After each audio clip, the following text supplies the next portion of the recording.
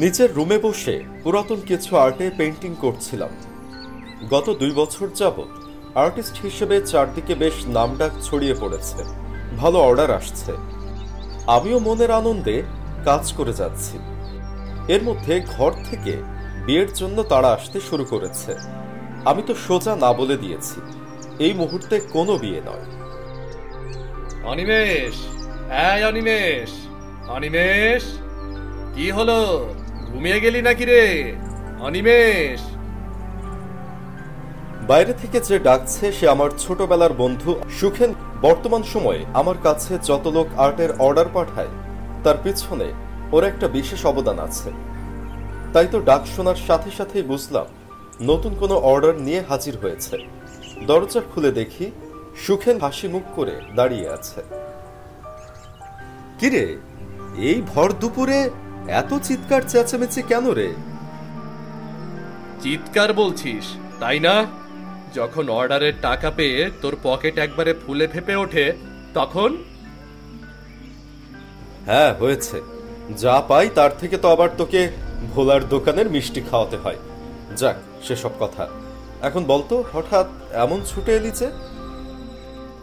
দরজার কাছে দাঁড়িয়ে বলবো?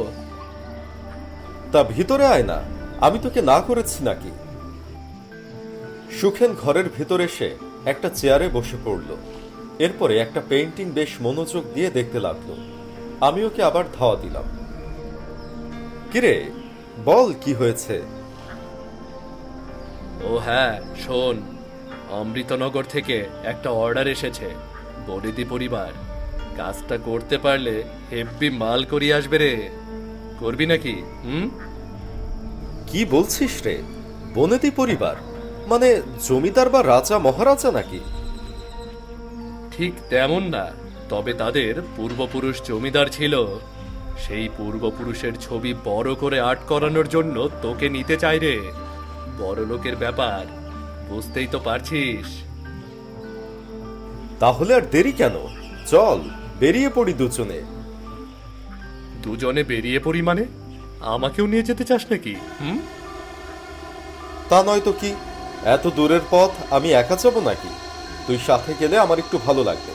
তাছাড়া এত বড় বাড়িতে তো আর কখনো যাওয়ার সুযোগ হবে বলে মনে হয় না। কি আর করা, বলতে এসে কেস খেয়ে গেলাম রে। আর কি করার, চল কাল সকাল সকাল বেরিয়ে পড়ি, কেমন?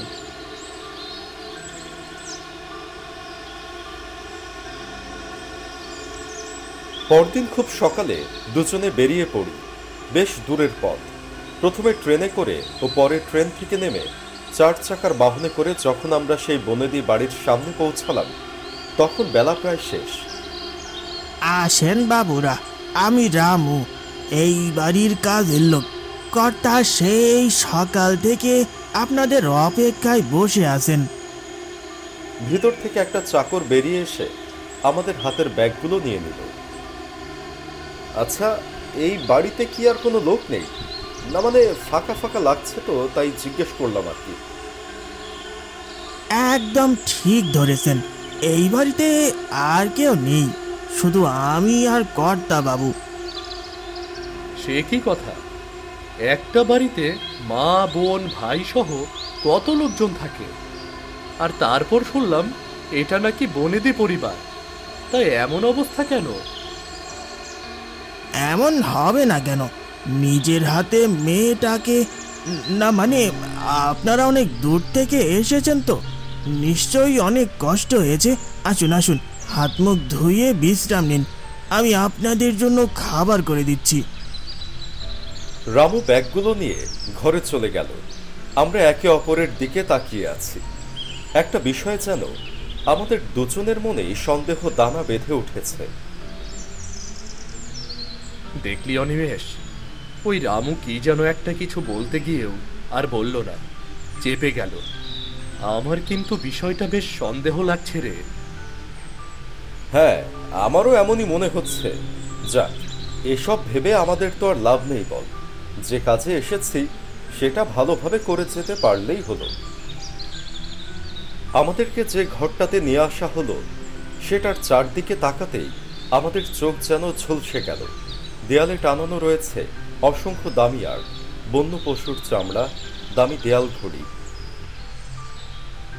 বাড়িটা যে আসলেই বনেদি তা বুঝতে আর বাকি রইল না। এদের রুচি আর টাকা পয়সা কোনো কিছুরই অভাব নেই বুঝতে পেরেছি। কিন্তু যে কাজের জন্য এসেছি তার তো কোনো আপডেট পেলাম না। বাড়ির সে বড় কর্তা কই? একবার তো দেখা করতেও এলো না। আসবে আসবে, এমনি এমনি নিশ্চয়ই নিয়ে আসেনি, একটু ওয়েট কর। দেয়ালের জিনিসগুলো ঘুরে ঘুরে দুজনে দেখছিলাম, কিন্তু লক্ষ্য করিনি কখন এই বাড়ির কর্তা রুমে ঢুকেছে। হঠাৎ তার গলা শুনে চমকে উঠি। এগুলো সব আমার ঠাকুরদার আমলের। সে খুব রুচিশীল মানুষ ছিল তো, এক সময় শখটাই নেশা হয়ে দাঁড়ায়। তার ফলস্বরূপ গোটা ঘর জুড়ে এই 8 দামি ঘড়ি আর পশুর চামড়া। খুব সুন্দর কাজ। আচ্ছা, আমাদের কি এই আর্টগুলোকে? না না, আপনাদের আনা হয়েছে অন্য এক কাজে। আমার বাবা, মা, ভাই, স্ত্রী, মেয়ে এদের ছবি এঁকে দিতে হবে। ঠিক আছে, আপনি তাদের একটা ছবি দিয়ে গেলে আমি কাজ শুরু করে দিতে পারি। ঠিক আছে, আমি রামুকে দিয়ে ছবিগুলো পাঠিয়ে দিচ্ছি। তবে একটা সমস্যা আছে, আমার মেয়ের কোনো ছবি নেই আমার কাছে। ওকে আপনাদের আঁকতে হবে। সে কি কথা? না মানে ছবি না থাকলে তার ছবি কিভাবে আঁকা হবে? আমরা তো তাকে কখনো দেখিনি। ওর একটা অপূর্ণ ছবি আছে, ওটা দেখে ওই অনুযায়ী ছবিটা শেষ করতে হবে। যেমন করেই হোক ওই অপূর্ণ ছবিটা আমি সম্পূর্ণ দেখতে চাই। শেষ কথাগুলো যেন প্রতাপ আদিত্য এক নিঃশ্বাসে বলে গেল। এরপরে হন হন করে রুম ছেড়ে বেরিয়ে চলে গেল। আমরা দুজনে আবার দুজনের মুখের দিকে তাকিয়ে রইলাম। কিছুক্ষণের ভিতরে রামু বেশ কিছু ছবি নিয়ে এলো। এরপরে সবটা আমাদের বুঝিয়ে দিয়ে চলে গেল।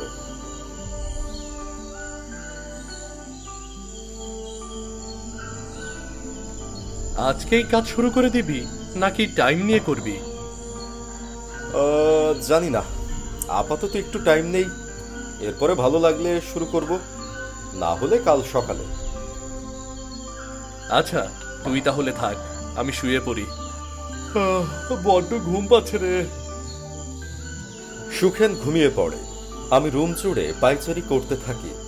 ছবিগুলো নিয়ে বেশ খুঁটিয়ে খুঁটিয়ে দেখতে থাকি। একটা ছবি ভালোভাবে ফুটিয়ে তুলতে হলে সেটাকে সর্বপ্রথম ভালো করে দেখাটা জরুরি। একটা ছবি হাতে নিয়ে ব্যালকনিতে এসে দাঁড়াই। ওই ছবি তো দেখে দেখেই আঁকতে পারবেন, কিন্তু আমাকে আঁকবেন কি করে?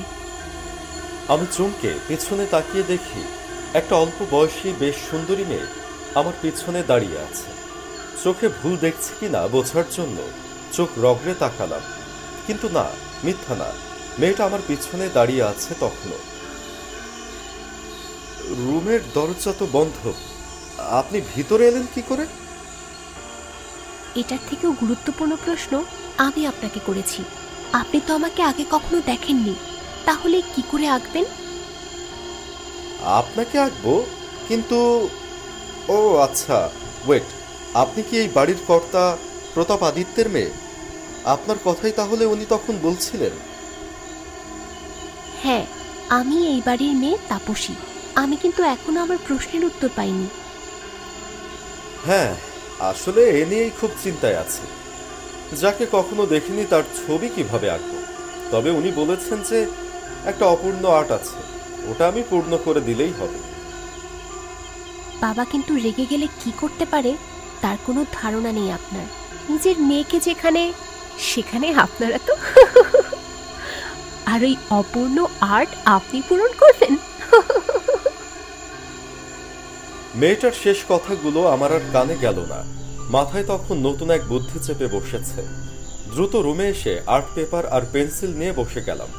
উদ্দেশ্য মেয়েটা থাকতে থাকতে তার একটা স্কেচ করে ফেলতে হবে, কিন্তু পিছনে তাকাতেই অবাক হয়ে যায়। এ কি তাপসী, উনি কোথায় গেলেন? এখানেই তো ছিলেন। এই এক মুহূর্তের ভিতরে কোথায় হাওয়া হয়ে গেলেন।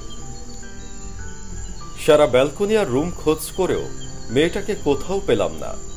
অবশেষে শেষ রাতের দিকে শুয়ে পড়ি।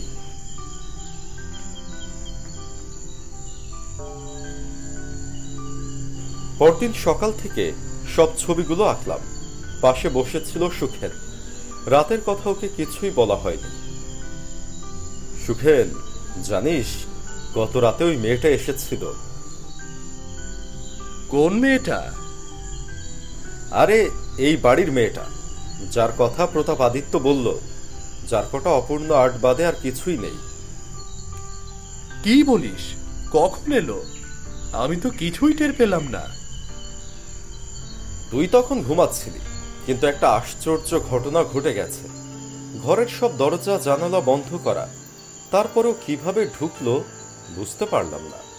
তার থেকে আশ্চর্যের কথা হলো, মেয়েটার ছবি আমি আঁকতে যাচ্ছিলাম, কিন্তু ঠিক তখনই ভোজবাজির মতো উধাও হয়ে গেল। কি বলছিস এসব? রাতে ঘুম হয়েছে তো ঠিক মতো তোর? বিশ্বাস কর, আমি যা বলছি তার সবই সত্যি কথা। আমি নিজের চোখে ওকে দেখেছি, ও আমার সাথে কথা বলেছে। বাবু একদম ঠিক কথা বলেছেন। আমরা চমকে তাকিয়ে দেখি দরজার কাছে দাঁড়িয়ে আছে কাজের লোক রামু। আমাদের দিকে এগিয়ে আসতে আসতে বলল, ওইটাই আমাদের বড় কর্তার মৃত মেয়ে তাপসী। প্রতি রাতেই আসে, হয়তো গত রাতেও এসেছিল। আর মূলত ওনার জন্যই আপনাদেরকে ডাকা হয়েছে। উনার জন্য ডাকা হয়েছে মানে? উনার জন্য আমরা কি করতে পারি? পারেন, ওনার জন্য আপনারা অনেক কিছু করতে পারেন।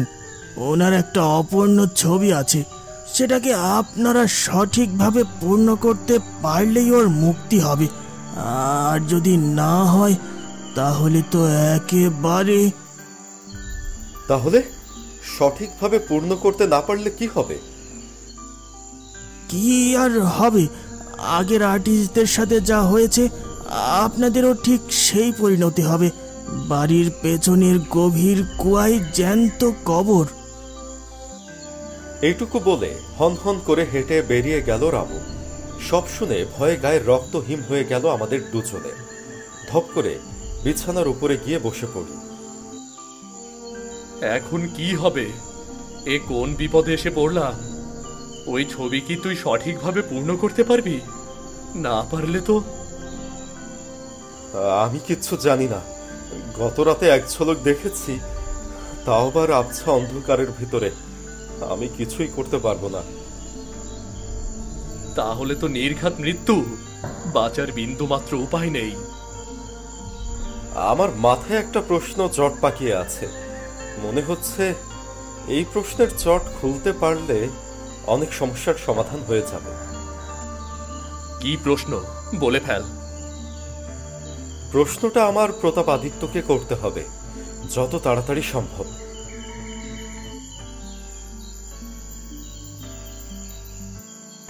রাতে প্রতাপাদিত্য এসে আমাদেরকে সেই অপূর্ণ ছবিটা দিয়ে গেল। সে যাওয়ার সময় একটা কথা বলে গেল, ভালো করে ছবিটা আঁকবি। এই ছবি ভালো মন্দ হওয়ার ওপরে অনেক কিছু নির্ভর করছে। আমার একটা প্রশ্ন আছে। আপনার মেয়ের মৃত্যুর রহস্য আমি জানতে চাই। এর আগে আমি এই ছবিতে হাত দেব না। আমি তোমাকে বলতে বাধ্য নই হে ছোকরা, ছবিটা সমাপ্ত না করে তোমরা কেউ এখান থেকে বের হতে পারবে না। এটাই আমার নির্দেশ। শুধু আমার একটা কথার উত্তর চাই প্রতাপবাবু। এই ছবিটা আঁকার সময় কি আপনার মেয়ের মৃত্যু হয়েছিল? মানে তার মৃত্যুর কারণে কি ছবিটা অসম্পূর্ণ রয়ে যায়? হ্যাঁ, ওর মৃত্যুর কারণেই এই ছবিটা অসম্পূর্ণ রয়ে যায়। প্রতাপাদিত্য রুম থেকে বেরিয়ে যায়। একটা গোটা আকাশ যেন আমার মাথার উপরে ভেঙে পড়ে। কি করব কিছুই বুঝতে পারছি না। একটু একটু করে সময় গড়িয়ে যাচ্ছে। সারা রাত চিন্তা ভাবনা করে ক্লান্ত হয়ে গেল। তারপর একটা বুদ্ধি এলো। ছবিটা ফ্রেমে আটকিয়ে ব্যালকনিতে রেখে এলাম। কি করলি এটা? ছবিটা ব্যালকনিতে রেখে এলি কেন? আমি কোনো উত্তর দেওয়ার আগেই দরজায় ধাক্কা পড়ল। দরজা খুলতেই রুমে হুড়মুড় করে ঢুকে পড়ল প্রতাপাদিত্য। তুমি ছবিটাকে বাইরে রেখে এসেছো কেন? আজ তোমাদের দুজনকেই জ্যান্ত পুঁতে ফেলবো আমি। আর কত আর্টিস্টকে মারবেন আপনি? এই ছবি একমাত্র আপনার মেয়েই পূর্ণ করতে পারবে, আর কেউ না। কথাটা বলে ছুটে বেলকুনিতে চলে গেলাম। পিছনে পিছনে গেল ওরা দুজন। অবাক হয়ে তাকিয়ে দেখি সেই মেয়েটা ছবির ফ্রেমের পাশে দাঁড়িয়ে তুলি নেড়ে চেড়ে আঁকছে। মেয়েটার মুখের এক পাশটা থেতলে গেছে। প্রতাপাদিত্য আর কোনো কথা বলল না, শুধু অপলক দৃষ্টিতে তাকিয়ে নিজের মেয়ের ছবি আঁকা দেখতে লাগলো। এই অপূর্ণ ছবির কারণে আমার মুক্তি হচ্ছে না, এটা বুঝতে পারলে। কিন্তু ওই ছবি যে একমাত্র আমিই পূর্ণ করতে পারবো, সেটা বুঝলে না বাবা? দিনের পর দিন এক এক করে আর্টিস্টদের মেরে ফেললে। আমাকে ক্ষমা করে দে মা, আমি শুরু থেকে সব অপরাধ করে আসছি। আমি নিজের ভুল বুঝতে পেরেছি। অন্ধবিশ্বাসী হয়ে সামান্য ছবি আঁকা থেকে তোকে মেরে ফেললাম। তার মানে আপনি আপনার মেয়েকে মেরে ফেলেছেন প্রতাপাদিত্য বাবু? হ্যাঁ, আমি ওকে মেরেছি। এই বেলকনি থেকে ওকে ধাক্কা দিয়ে ফেলে দিয়েছিলাম। ছবি আঁকা আমি একদমই পছন্দ করতাম না, কিন্তু দেখলে তো সেই ছবি শেষ পর্যন্ত রয়ে গেল। ওকে মারার পর থেকে বাড়ির সব সদস্য এক এক করে চলে যেতে শুরু করলো। শুধু এই যন্ত্রণা সহ্য করতে রয়ে গেলাম আমি। তোমরা অত্যন্ত সাহসী আর বুদ্ধিমান, তা না হলে অন্যদের মতো তোমাদেরও মরতে হতো আমার হাতে।